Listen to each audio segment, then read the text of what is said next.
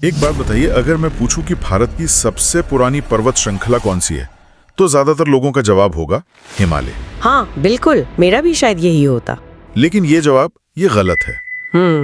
हमारे पास जो जानकारी है उसके मुताबिक भारत की सबसे पुरानी रेंज है अरावली। और ये थोड़ी पुरानी नहीं है, ये लगभग 1.8 अरब साल पुरानी है। 1.8 अरब साल?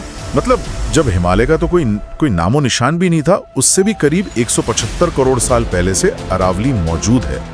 ये तो धरती की शुरुआती बनावटों में से एक है। सही बात है। पर आज यही प्राचीन धरोहर अपने वजूद की सबसे बड़ी लड़ाई लड़ रही है।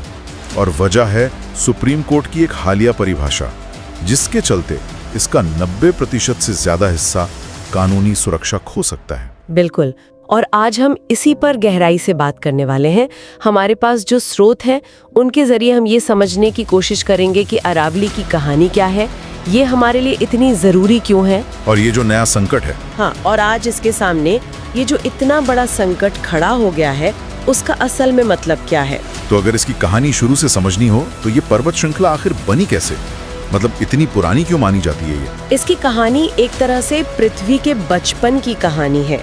इसे ऐसे समझिए, अच्छा, जैसे आज धरती की सतह अलग अलग प्लेटों में बटी हुई है, वैसे ही अरबों साल पहले 2 विशाल प्राचीन जमीनी हिस्से थे। ओके। वैज्ञानिक इन्हें अरावली क्रेटन और बुंदेलखंड क्रेटन कहते हैं। जब ये 2 सुपर कॉन्टिनेंट कह सकते हैं आपस में टकराएं, तो उस जबरदस्त टक्कर से जो जमीन ऊपर उठी, उसी ने अरावली पर्वत श्रृंखला को जन्म दिया। ये आज से करीब 1.8 अरब साल पहले की बात है। 180 करोड़ साल। जब इसकी तुलना हिमालय से करते हैं तो दिमागी घूम जाता है। मुझे हमेशा लगता था कि हिमालय सबसे पुराना होगा क्योंकि वो इतना विशाल है। हाँ, ये एक आम धारणा है। लेकिन ये आंकड़े तो कहानी को बिल्कुल पलट देते हैं। हिमालय तो बस 5.5 करोड़ साल पुराना है। ये तो ऐसा हुआ जैसे किसी 100 साल के बुजुर्ग के सामने कोई 1 साल का बच्चा हो। एकदम सही तुलना है, और इसी उम्र के फर्क का नतीजा है इनकी ऊंचाई का अंतर। अच्छा। आज अरावली की सबसे ऊंची चोटी गुरु शिखर करीब 1722 मीटर की है, वहीं माउंट एवरेस्ट वो 8,849 मीटर का है। अरे वाह। ऐसा माना जाता है कि अपने शुरुआती दिनों में अरावली भी हिमालय जितनी ही ऊंची या शायद उससे भी ज्यादा ऊंची रही होगी। सच में? हाँ, लेकिन अरबों सालों की हवा, पानी और मौसम की मार ने इसे घिस कर आज इतना छोटा कर दिया है। मैं गुरु शिखर गया हूँ और वहाँ से जो नजारा दिखता है वो शानदार है। हाँ, बहुत खूबसूरत है। लेकिन ये सोचना कि मैं उस चोटी पर खड़ा था जो कभी माउंट एवरेस्ट जितनी ऊंची रही होगी, ये तो कल्पना से भी परे है। बिल्कुल, और बात सिर्फ इतनी ही नहीं है। इसी इलाके में भीलवाड़ा के पास कुछ ऐसी चट्टानें मिली हैं जो करीब 2.5 अरब साल पुरानी है। 2.5 अरब साल? जी। ये हमें बताती हैं कि हम सिर्फ एक पहाड़ को नहीं बल्कि पृथ्वी के इतिहास की एक जीती जागती लाइब्रेरी को देख रहे हैं। तो ये तो हुई इसकी भूवैज्ञानिक कहानी, लेकिन सिर्फ पुरानी होना इसकी खासियत नहीं है ना। आज के समय में ये हमारे लिए इतनी जरूरी क्यों है? इसे उत्तर भारत की जीवन रेखा क्यों कहा जाता है? क्योंकि ये सचमुच एक जीवन रेखा है। इसकी सबसे बड़ी और सबसे जरूरी भूमिका है एक दीवार की तरह काम करना। दीवार? हाँ, ये थार के रेगिस्तान को पूरब की तरफ यानी दिल्ली, हरियाणा और पश्चिमी उत्तर प्रदेश की तरफ बढ़ने से रोकती है। अच्छा। अगर ये प्राकृतिक दीवार ना हो तो रेगिस्तान की धूल और रेत वो हमारे शहरों तक पहुँचने में देर नहीं लगाएगी। और ये सिर्फ रेगिस्तान को ही नहीं रोकती, ये मॉनसून को भी तो प्रभावित करती है ना? बिल्कुल, ये मॉनसून की हवाओं के रास्ते में आकर उन्हें ऊपर उठने पर मजबूर करती है, जिससे उत्तर भारत के कई इलाकों में अच्छी बारिश होती है। इसके अलावा ये पहाड़ एक बहुत बड़े स्पंज की तरह काम करते हैं। स्पंज की तरह? हाँ, बारिश का पानी सोखकर जमीन के नीचे पहुंचाते हैं, जिससे हमारा ग्राउंड वाटर रिचार्ज होता है। बनास, साहिबे, लूनी जैसी कितनी ही नदियां हैं जो यहीं से निकलती हैं और लाखों लोगों की प्यास बुझाती हैं। ये एक पूरा इकोसिस्टम है। कमाल है। और ये जीवन रेखा वाली बात सिर्फ आज के लिए सही नहीं है। स्रोतों में सिंधु घाटी सभ्यता का जिक्र है, यानी हजारों साल पहले भी लोग इन्हीं पहाड़ों और नदियों के सहारे जी रहे थे। हाँ, इसका ऐतिहासिक और सांस्कृतिक महत्व भी बहुत गहरा है। एक तरफ जहाँ सिंधु घाटी के अवशेष मिलते हैं, और दूसरी तरफ आज की हकीकत। जो जानकारी हमें मिली है उसमें एक चौंकाने वाला आंकड़ा है कि पिछले 50 सालों में राजस्थान की 128 पहाड़ियों में से 31 पूरी तरह गायब हो चुकी हैं। गायब हो चुकी हैं। ये शब्द अपने आप में कितना भयानक है। सोचिए, पूरे के पूरे पहाड़ अवैध खनन की वजह से नक्शे से मिटा दिए गए। ये तो अविश्वसनीय है। ये सिर्फ पहाड़ नहीं थे, ये रेगिस्तान को रोकने वाली दीवार के हिस्से थे। अब उस दीवार में आप समझिए 31 बड़े बड़े छेद हो चुके हैं। अच्छा। जिनसे होकर रेगिस्तान की धूल और गर्म हवाएं सीधे हमारे शहरों की तरफ बढ़ रही हैं।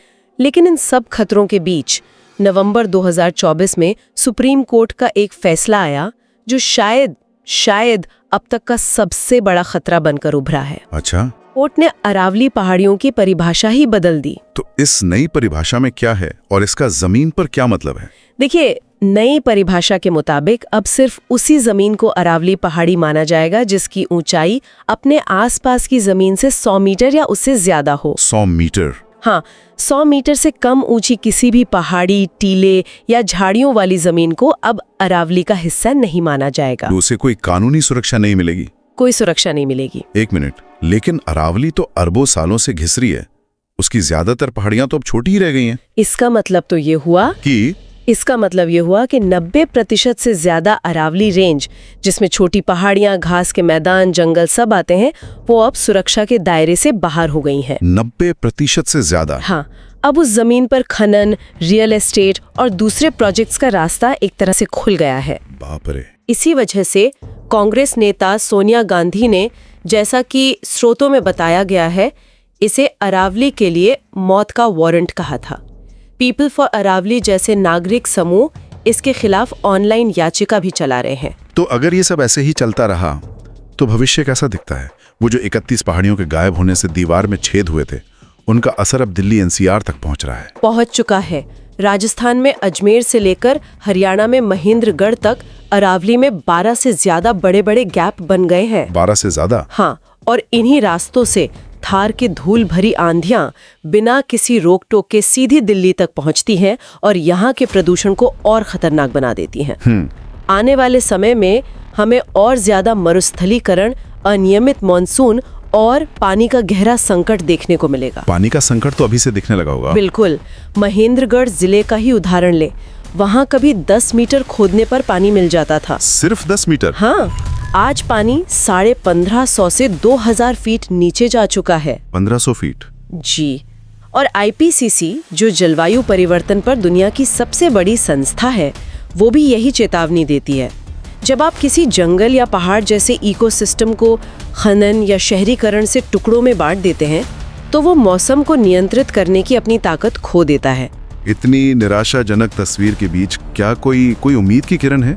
क्या कुछ किया जा रहा है इसे बचाने के लिए? एक बड़ी पहल हुई है।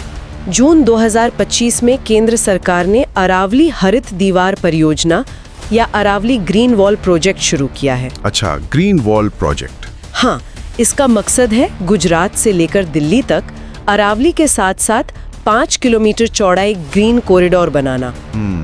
ये भारत के उस बड़े लक्ष्य का हिस्सा है जिसके तहत 2030 तक 26 मिलियन हेक्टेयर बंजर जमीन को फिर से हरा भरा करना है। ये एक अच्छी पहल है, लेकिन सरकार अकेले तो सब कुछ नहीं कर सकती। आम लोगों और खासकर वहां रहने वाले समुदायों की क्या भूमिका है? ये बहुत जरूरी सवाल है और स्रोत इस पर बिल्कुल साफ है। ज्यादातर मामलों में स्थानीय और आदिवासी समुदाय पर्यावरण को नुकसान नहीं पहुंचा रहे हैं। बिल्कुल। बल्कि वो तो अवैध खनन माफिया के खिलाफ खड़े होकर अरावली को बचाने की कोशिश कर रहे हैं। असली लड़ाई नागरिक जागरूकता से ही जीती जाएगी। सही बात है। जब आम लोग पेड़ लगाने जैसे छोटे कदम उठाएंगे और अवैध गतिविधियों के खिलाफ आवाज उठाएंगे, तभी असली बदलाव आएगा। बिल्कुल सही। तो कुल मिलाकर ये बात साफ है कि अरावली सिर्फ पत्थर और मिट्टी का ढेर नहीं है। ये एक क्लाइमेट इंजन है, एक वाटर टैंक है, एक एयर प्यूरिफायर है और न जाने कितने जीव जंतुओं का घर है। यह हमारे अतीत की कहानी है, हमारे वर्तमान की जरूरत है और हमारे भविष्य की गारंटी है। मैं अपनी बात एक उदाहरण के साथ खत्म करना चाहूंगा जो हमारे स्रोतों से ही है। अगर हम आज अरावली को नहीं बचाते तो कल हमारे बच्चे हमसे पूछेंगे, आपने धरती की सबसे पुरानी मां को मरने क्यों दिया? और ये एक बहुत ही जरूरी सवाल खड़ा करता है। इन्हीं स्रोतों में ये भी बताया गया है कि अरावली में ग्राफाइट, लिथियम और कई दूसरे दुर्लभ खनिजों का बड़ा भंडार हो सकता है। अच्छा, ये वो खनिज हैं जो ग्रीन एनर्जी, हाईटेक इंडस्ट्री और देश की सुरक्षा के लिए बेहद जरूरी हैं। तो सवाल ये उठता है कि एक देश अपनी अरबों साल पुरानी पर्यावरण की विरासत को बचाने की तत्काल जरूरत और अपने भविष्य के लिए जरूरी इन स्ट्रैटेजिक संसाधनों को हासिल करने की मजबूरी के बीच संतुलन कैसे बनाए। अरावली पर्वत को लेकर के सभी लोगों को बहुत बड़ा कंफ्यूजन था, लेकिन एनवायरमेंट मिनिस्ट्री श्री भूपेंद्र यादव सब कंफ्यूजन दूर कर दिए। उन्होंने कहा कि 90% पहाड़ सेफ है, सिर्फ 2% में ही माइनिंग की जाएगी। उसके लिए भी सुप्रीम कोर्ट से पूरी तरह ऑर्डर लेना पड़ेगा।